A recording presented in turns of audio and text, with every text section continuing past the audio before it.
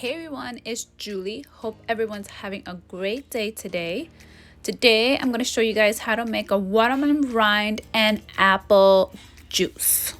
You'll need apples and watermelon rind, about a cup of each.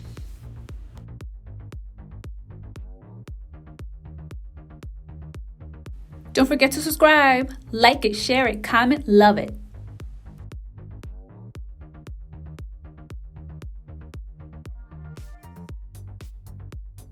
In a juicer, add your watermelon rind and apples and juice away.